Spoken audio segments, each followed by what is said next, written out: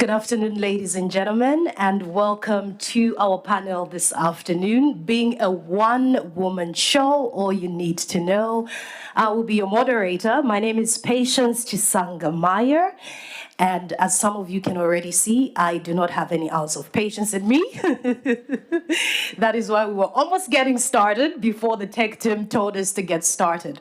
I have an amazing panel of ladies here, but before I introduce them, I just want to see, by show of hands, how many of us are running our own media entities? How many of us are freelance? Nice. How many of us are heading departments as women? How many are aspiring to head departments? Show of hands. Or how many of us are aspiring to one day go freelance and run your own show in media? Great. We are in the presence of powerhouses, and I'm sure our panel here will be able to share some of their insights and some of their journeys as people that are making a mark in terms of telling stories and also making a mark in the journalism industry, especially when it comes to the digital footprint. So let's get to know our panelists. Our first one is Shruti Gottipati, who is an international journalist. She's a former VP. She did work at Brut, a French digital video publisher, where she oversaw two key markets, one in North America and one in India. And as the founding editor and general manager of Brut India in 2017, she actually created the country's most watched influential English language media juggernaut across social. But before I say more about her, she is starting her own company. It's called Spot On. But Shruti, please tell us a little bit about yourself. I think before I speak more, thank you so much for that wonderful introduction, Patience.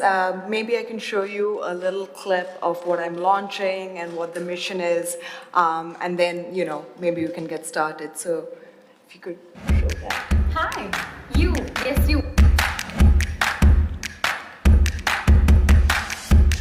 One person made sure everyone knew who to do. वो picture का hero है, हम real life में सारे hero हैं। Oh, feminist here.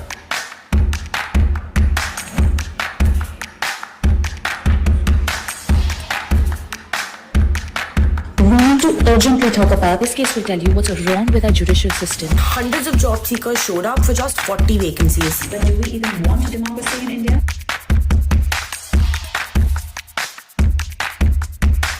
VIP culture, anyone? There is accountability rendered by the media and civil society as watchdogs.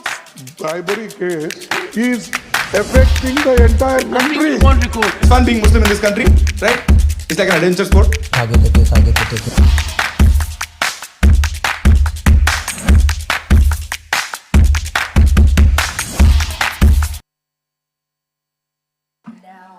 Shruti, you are all about journalism meeting the moment, which is about the creator economy. Tell us a little bit about Spot On and how you are using Spot On to be in this moment where the creator industry is just growing.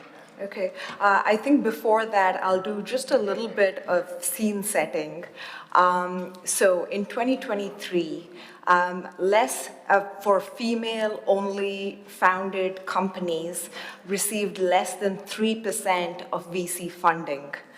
And I can only assume that women of color received even less VC funding than that.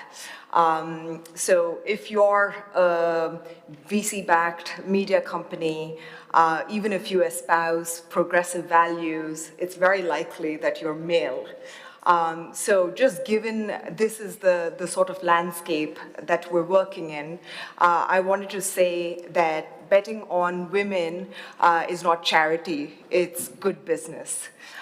So what we've seen previously, when I was working at my last company, I hired only women as department heads. This was not because of some DEI initiative, even though there's nothing wrong with that. I simply looked at all the resumes, looked at, interviewed these women, saw what they had accomplished, what potential they had, and made the hire because they were the best people for the job. And because I was able to do that, we were able to build an amazing organizational culture from scratch. It allowed us to, build the most watched English language media on social in India. Right now, I'm launching Spot On, which is focused on public interest journalism. Once again, I know what I need to do to be able to make that successful, and that's to bet on women again. Wonderful.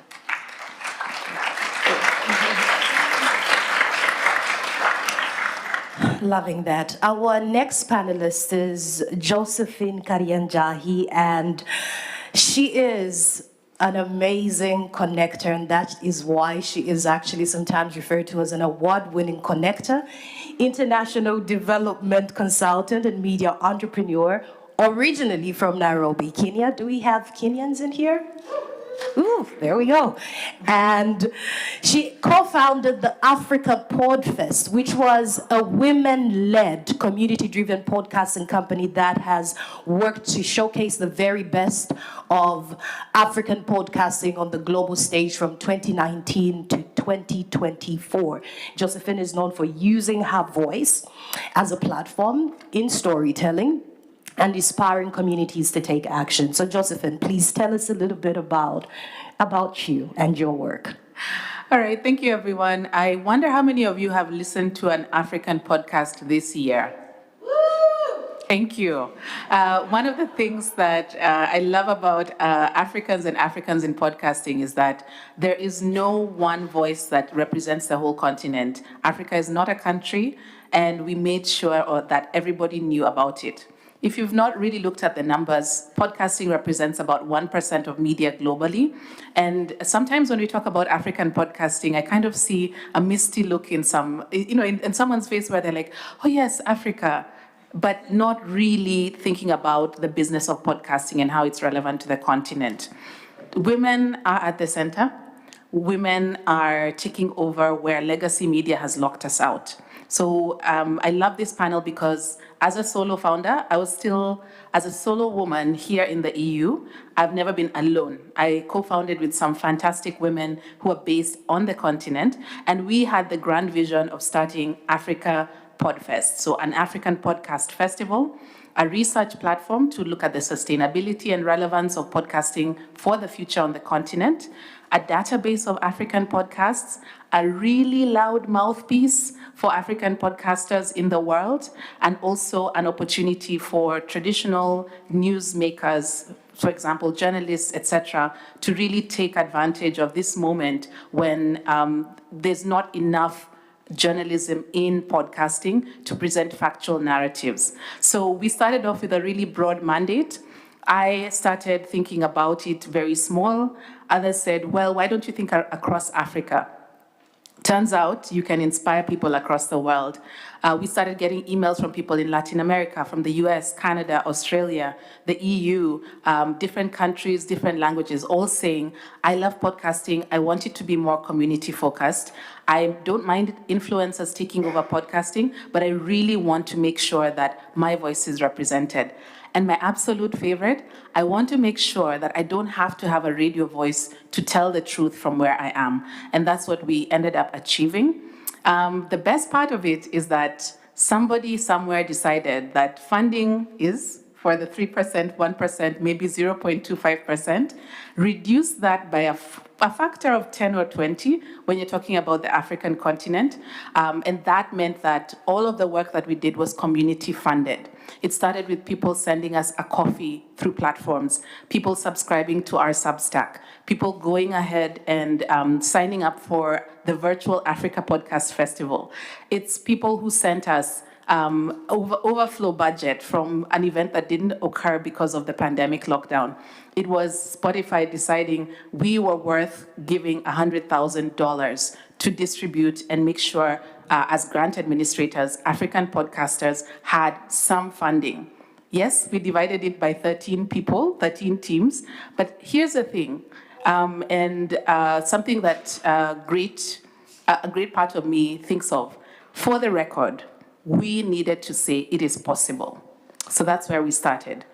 Where we are now, you said it properly, it's still 2024. Formally, we wrapped up Africa Podfest. So I'm happy to talk here because we wrapped up the beginning.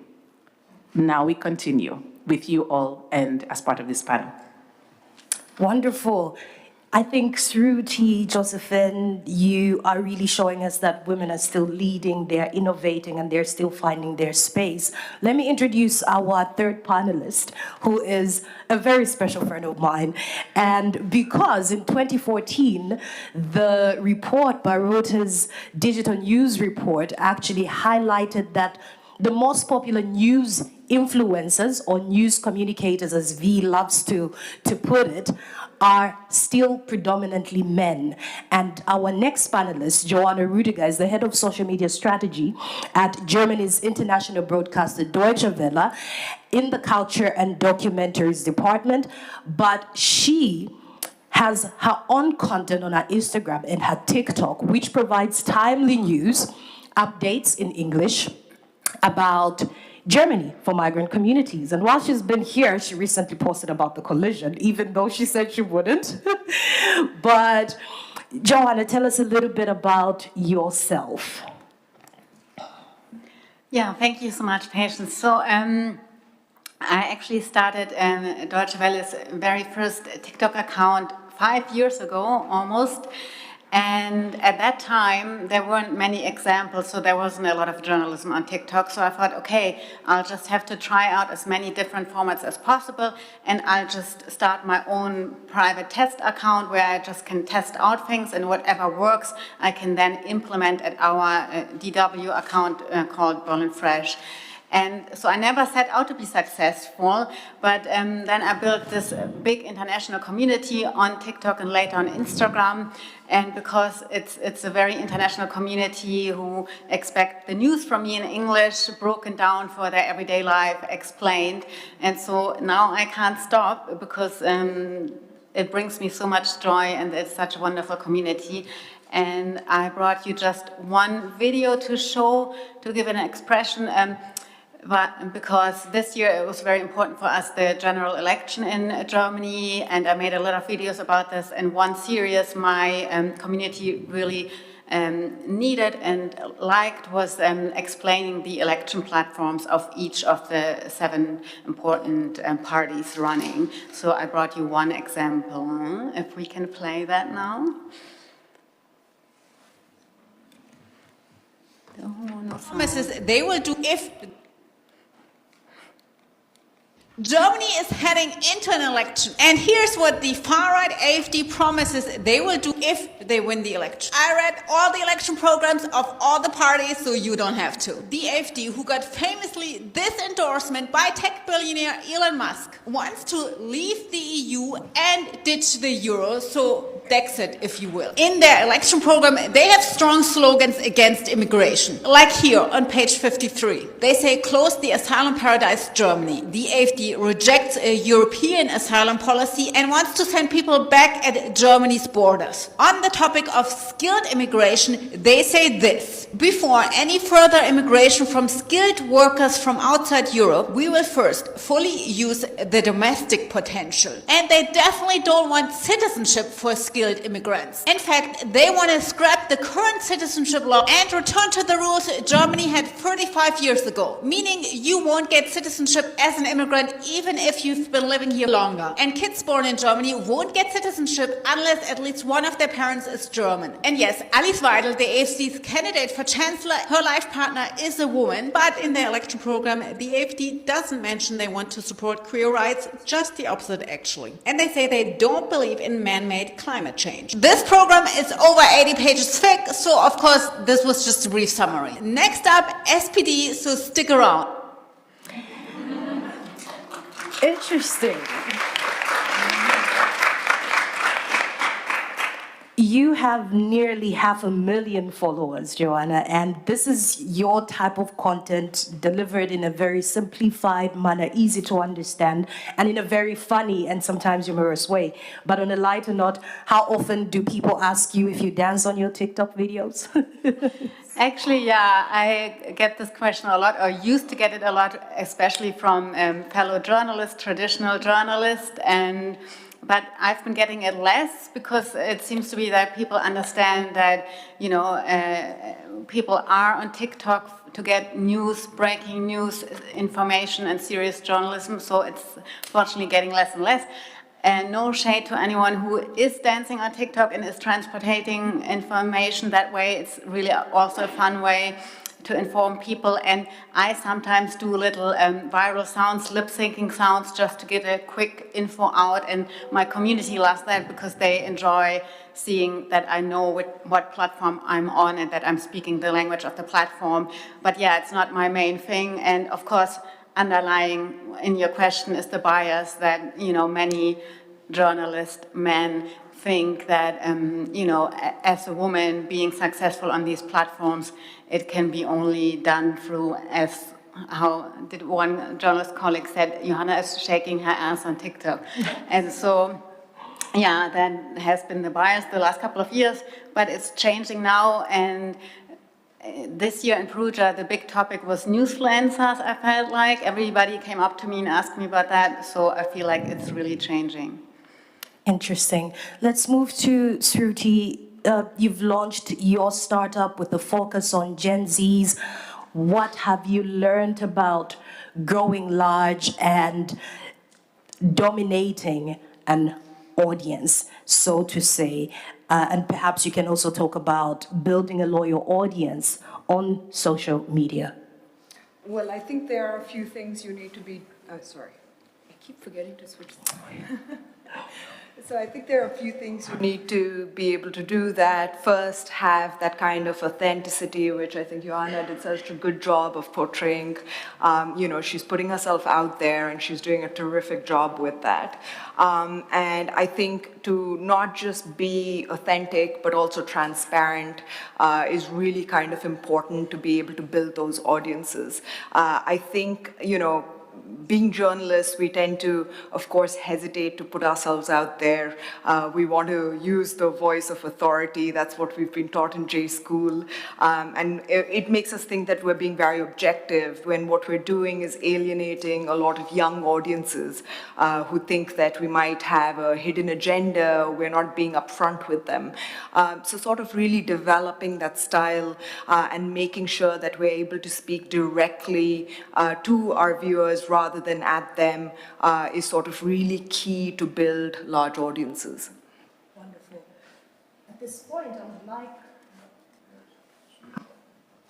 this point, I would like to ask Josephine to perhaps share with us how you discovered the platforms that worked well for you when it came to audio and storytelling. And while you're at that, perhaps you can also link it to the advice that you can give to solo founders that are facing big transitions, because you started this project and now you are shutting it down. And I think that's something people would love to learn from. Yeah, so the one thing that people don't think about when you're a solo founder is that you're going to be doing everything. You'll be the window washer, you'll be doing your own taxes, you will be lobbying on behalf of your industry, you'll be doing press interviews, you'll be washing the office that you work in, and you will also be keeping cheerful, sleeping, and maybe eating at some point, right? So building a business model really around African podcasting and trying to understand what that model was like. One was to try and say, what can we do across Africa? One of the biggest challenges we faced is that there are some regulations in specific countries.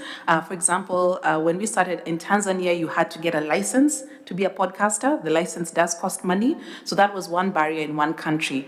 Other countries, the cost of mobile data was quite high. So one of the biggest things we did, first of all, was to try and figure out how do we then make the biggest bang for the buck if the mobile data per minute cost is so high. How will you get people to switch off from whatever they're watching or listening to listen to your podcast?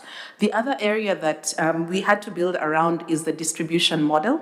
As you well know, in Africa, radio is king. So we knew, bam, we're going to get a good audio audience. However, radio stations are still rolling out their podcasts quite slowly. So we had to start working with broadcasters who were starting to create their own podcasts to build that awareness within the newsroom that podcasting could work, journalists should be center and forward, and that could continue.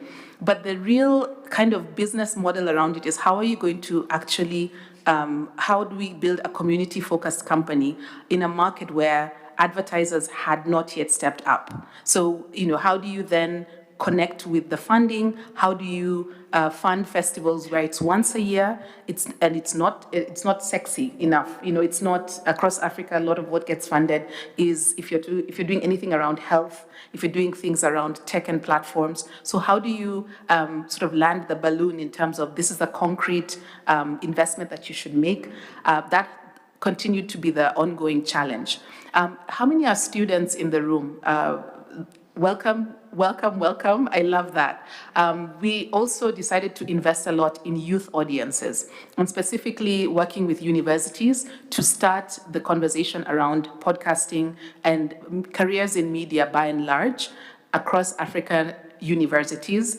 At the time we started in virtual spaces, so I spoke to students in the US, spoke to students who are based in, for example, Ghana and Kenya, and also thought about how do we then bring everyone together in community gatherings. That was where the business model had to start from. So imagine trying to pull all these different lines of thought together at the same time, pay taxes, make sure that we pay equitably, take on interns, and also keep a representative group of freelancers who you can work with on an ad hoc basis. So, if it sounds unwieldy, it was.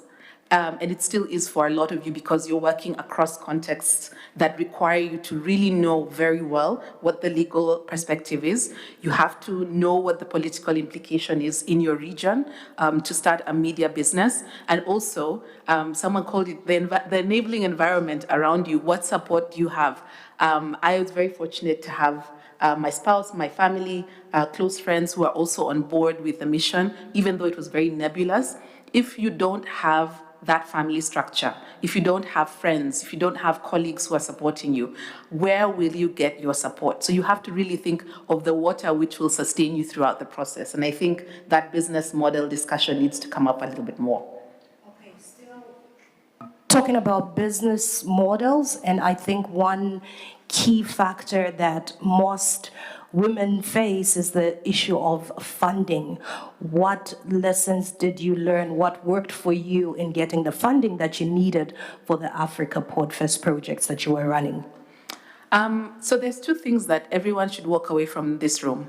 One, you have to know the numbers for the area, the region, the niche that you're going to work with. There were no numbers, so we focused on research funding.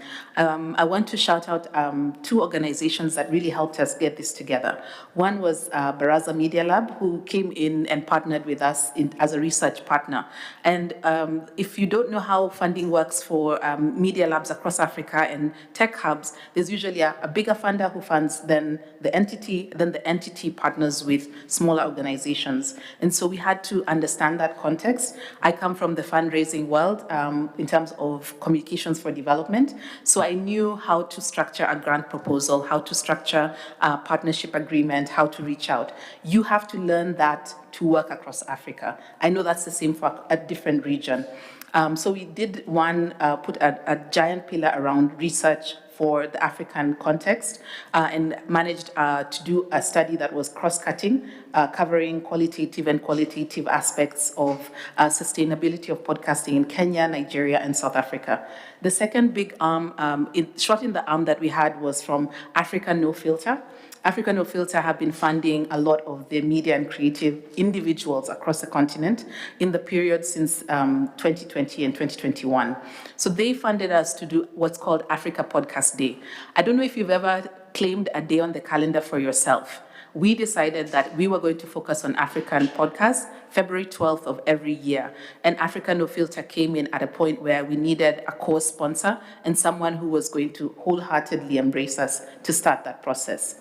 The third entity that I'd really like to shout out is across Europe, because I'm based in Europe and my co-founders are also were based in across the continent, is to really look at Display Europe and the community around Unbiased the News. I don't know if anyone from Unbiased the News is here, but if you're watching, they quickly identified that being a community-focused podcasting entity based in the EU, you need to plug into other community-facing entities. And so plugged into that. I want to shout out also the podcast festival organizers from different countries. So Podcast Festival Amsterdam, folks who are working in the US as well, Podcast Movement, because they said, we can't fund you directly, but we will give you a platform. We will make sure that you can come and make sure that your message gets across. So there's those spaces that that you have to plug into for your niche. It'll be different for news. It'll be different for whatever language-specific content that you're doing. So I want to, just really say that there's something there in what you're trying to do. There's people sitting here with a podcast in mind. Please, today is the day to take that off the page.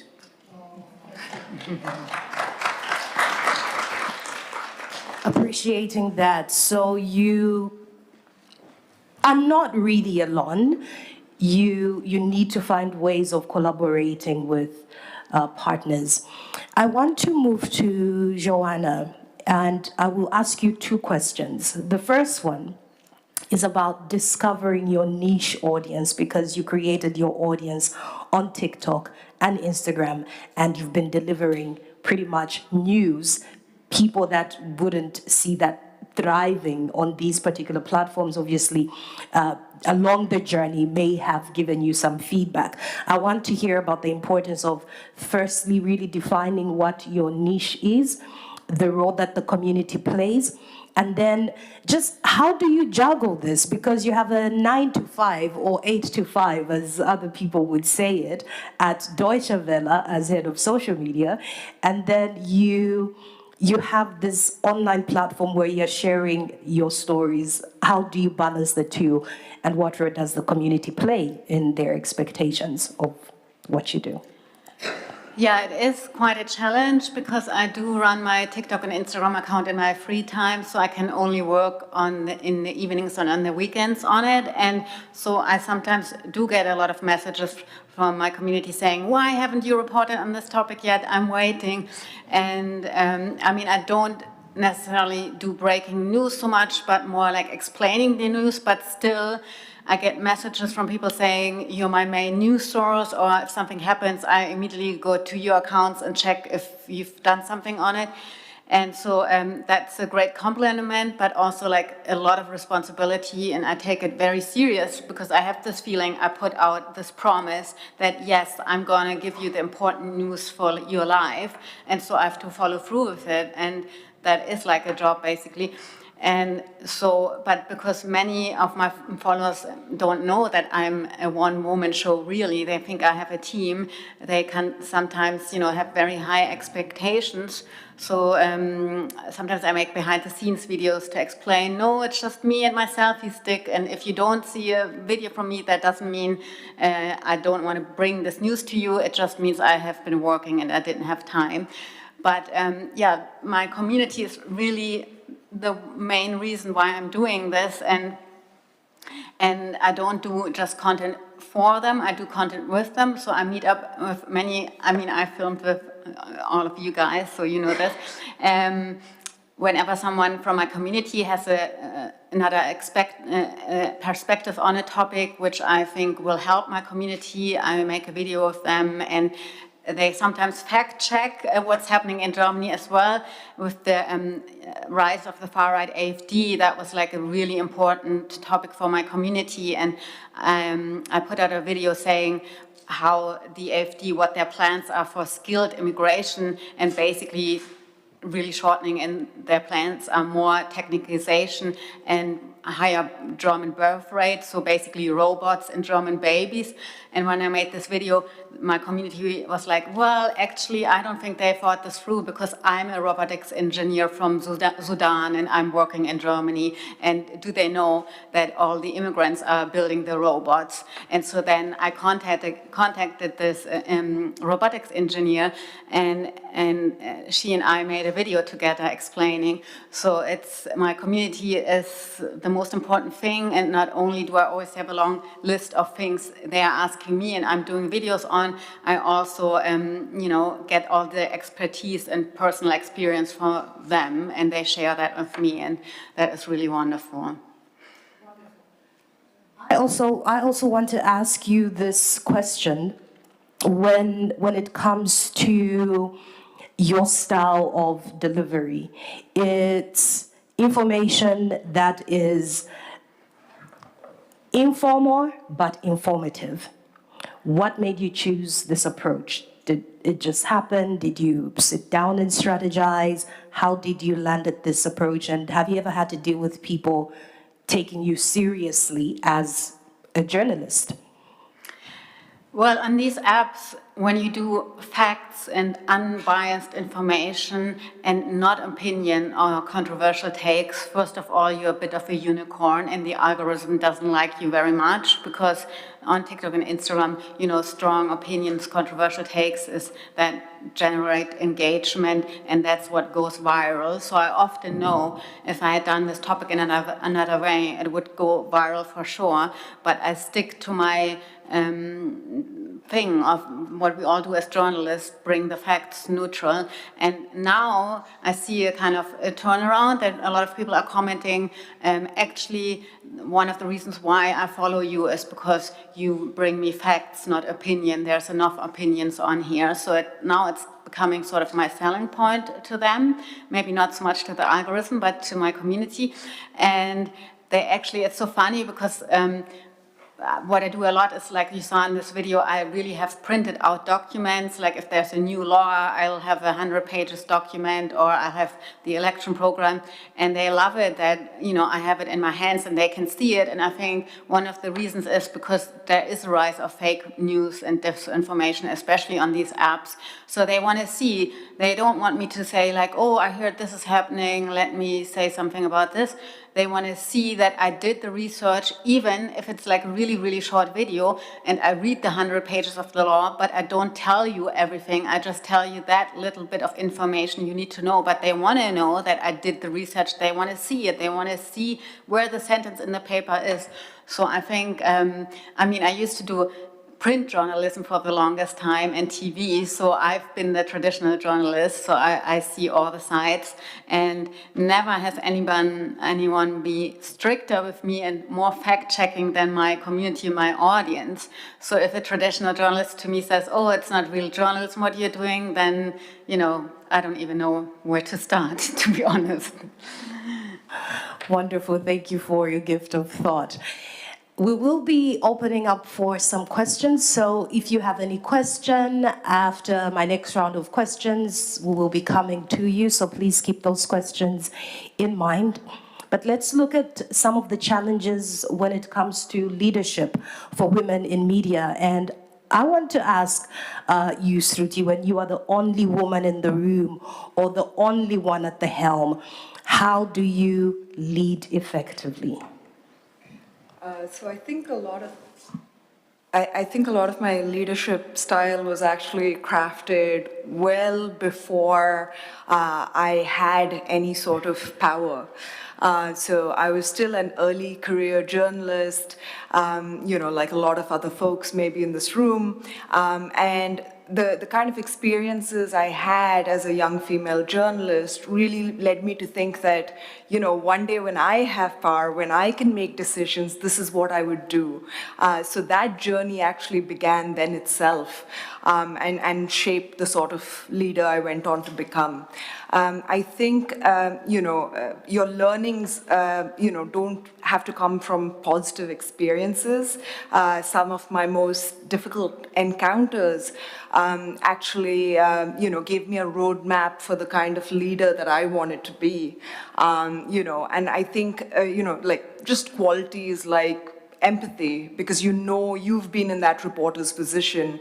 When you're asking them to do something, you've done it yourself, and so that gives you credibility, that gives you empathy, and I think those are really important qualities for a leader to have.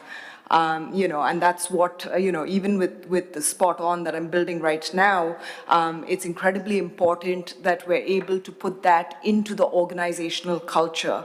As anyone who's built anything before knows, your early employees can make or break your company. So, knowing that, you want to make sure that, you have folks on board who are really, really great and and can really contribute to your mission. So it's essential that you build that really amazing culture early on in the organization. This is something that is a major advantage to you. I was so heartened to see so many people wanting to build their own media companies. That's incredible. And I would say absolutely, like Josephine was saying earlier, yes, of course, there are a lot of challenges. Of course, you're an all-woman show. Of course, there are going to be a lot of people who are incredibly dismissive of everything that you're doing and might belittle your work. But it's all worth it when you're able to prove yourself and show what you're capable of. So don't hold back. Go ahead and do this. You have an advantage that legacy media companies don't, which is the fact that they can't change their culture later on. It's really challenging for them to do so. But if you're starting something today, you can absolutely build the kind of culture you want, and that can endure for years after, you're maybe not even operationally involved, but the culture you've built, that legacy stays on.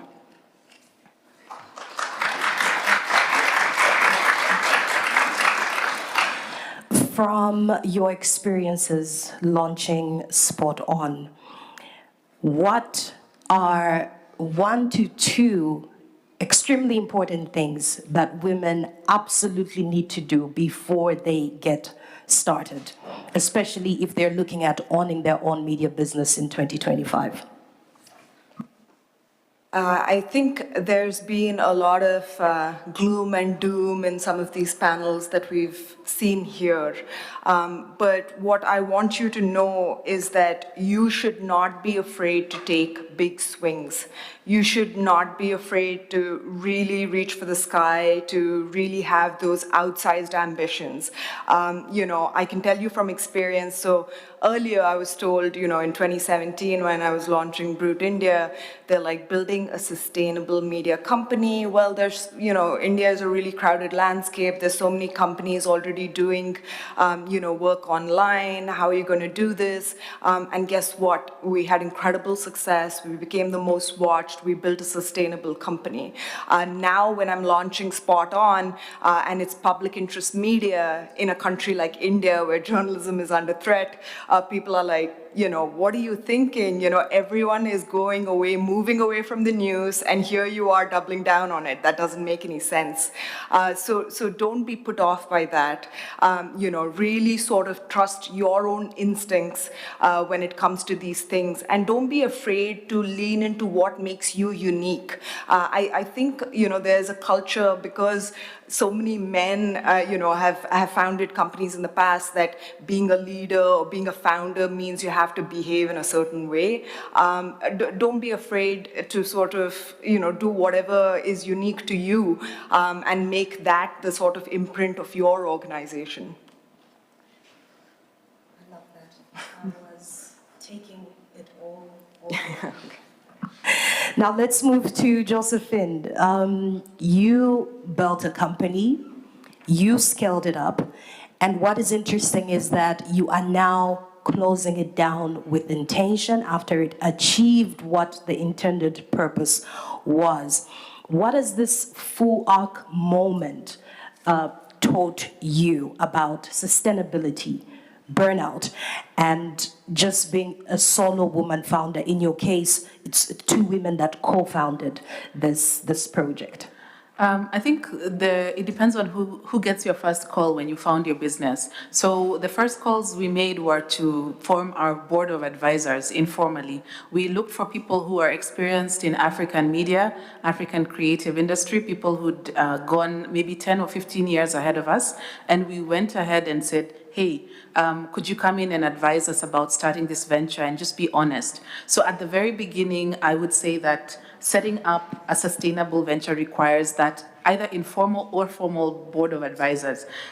It was, and the group was very mixed. And have people who don't look like you, don't sound like you, don't have the same background as you, but share the same mission. So we called them at the very beginning to let them know we're starting, and we told them at the very end when we were wrapping up. And their advice, spot on, helped us really take that arc moment from just the internal, what we wanted to do, which is plant germinating seeds across the African podcast ecosystem, but also figure out what the next steps will be. So there's something there about failing in public. I think a lot of us are very afraid of what will happen if my venture ends, if the book doesn't sell, if the podcast isn't listened to. Let it happen. Like, try and do it. Time is short, time is ticking. We need to get that done. But I think those of us who have a platform have a responsibility to speak even when our voices are shaking, because that part is the sustainable bit, because that energy to just step up and keep pushing and really rethinking and reevaluating what you're doing and what matters is a big part of what has been our experience. The other element that people don't really talk about is when you are starting your own venture, and it is what the personal cost is.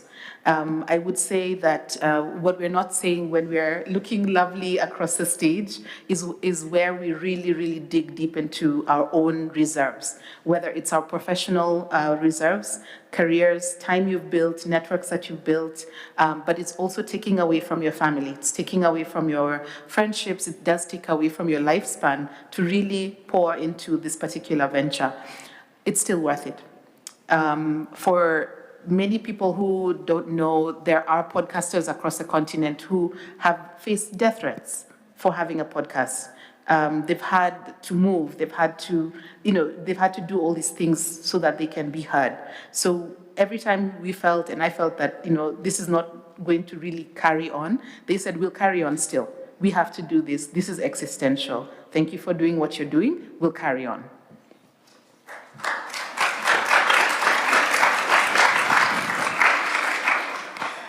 Joanna, you are a prime example of someone who is stepping away from legacy journalism and obviously tapping into the creator economy. What advice would you have for women who want to become newsfluencers themselves, and how they can balance the two, the serious journalism, the legacy journalism, and the one that you are tapping into? It's really been interesting for me to see that in Perugia this year, that's like the main question, it seems to me. So many people coming up and saying, I want to leave my job in legacy media and become a newsfluencer and build my own brand. And it's really great to see this new trend, but it also shows that legacy media, and it's still a little bit legacy versus news influencer. And I think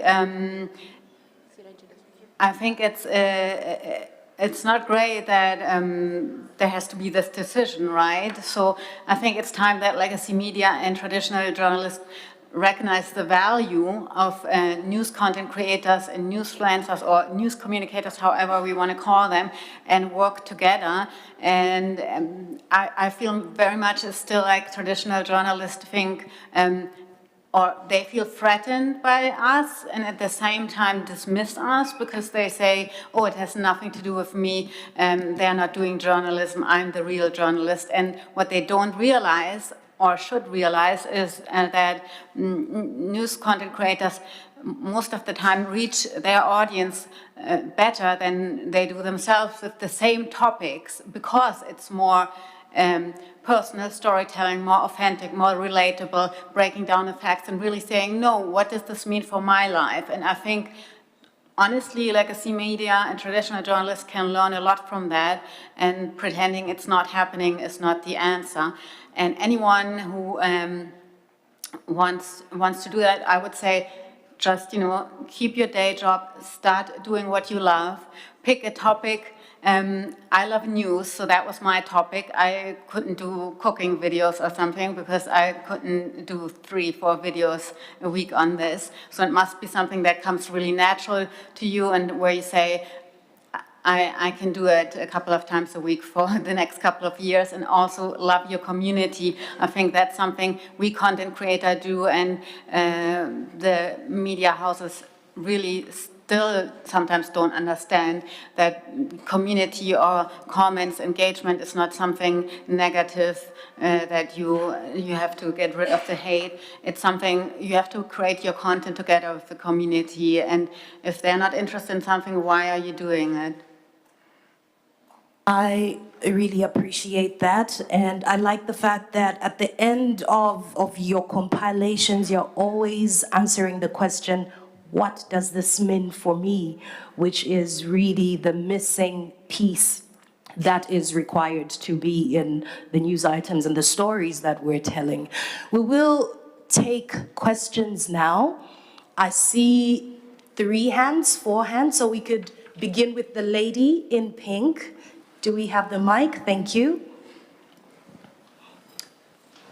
Please feel free to introduce yourself as well as you ask. My name is Nanada Kwasi-Chiama, and I'm co-founder of the Institute for Journalism and Social Change.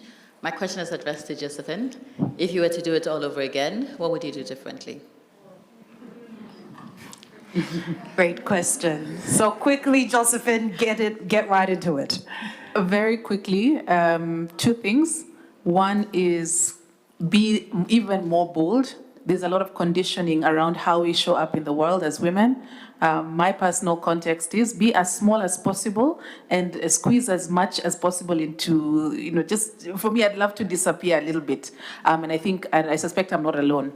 The other thing would be just write the thing. Do the thing, just write it down. You have such good ideas. Just be much more bold and just set out to do more. I have a professor who passed on, and he said, actually roll up your sleeves. The work isn't done yet. Wipe your tears, find someone to laugh with. The work isn't done. So just pick yourself up and go. And I still try and follow that advice a lot. I would say that's the thing I would do more of. I would always try and work with a co-founder. I know people are afraid to work with co-founders, for better or for worse, but with every relationship, there's a beautiful beginning. There's a lot to work through, and I would still do it again. I would say that's the most important part for me, is who you do things with really matters. Thank you. We did have another question here. Thank you. We could take this one. Hi, thank you so much for the talk. Miriam from North Africa, Algeria, North Africa, and I created a media literacy initiative, and my question is for Josephine. I wanted to ask you about how was it hard or easy for you to manage a project while being away? I've seen the challenges myself, and since I moved to Europe, I want to continue the work, but at the same time, it's really hard when you're not there physically. Thank you. I think I can share this question with my co-panelist Shruti. Like, what is it like being away from India? I'll start with her, then I'll come back to my response. There are definitely challenges that come with this, but I think the landscape has really changed. I had set up a remote newsroom from day one, so everyone was actually working from their homes. This was pre-COVID when this happened. So when COVID had hit, a lot of newsrooms were struggling to figure out their workflows we already had it in place. We knew when to, when the stories were expected, how the editorial meetings would happen. We had that infrastructure in place. And I think that's only accelerated since then.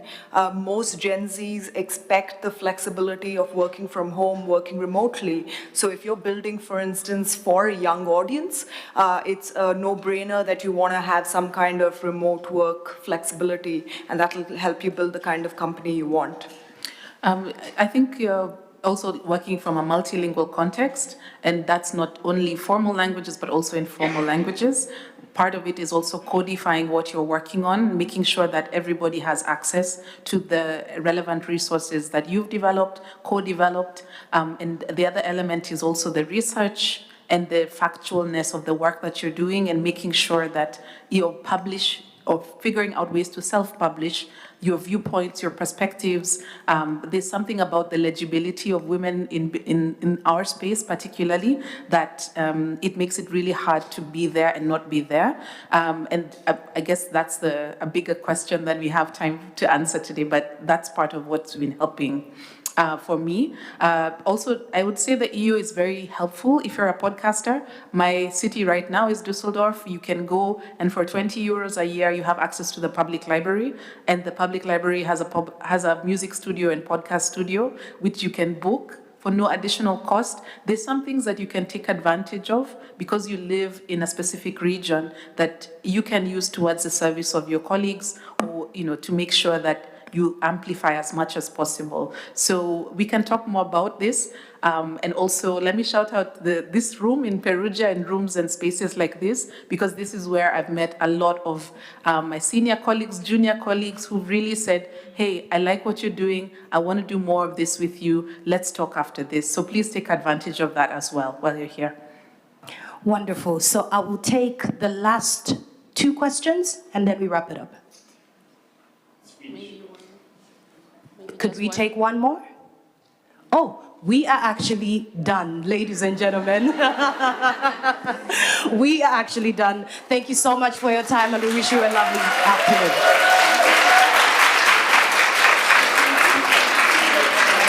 Time flies when you're having fun.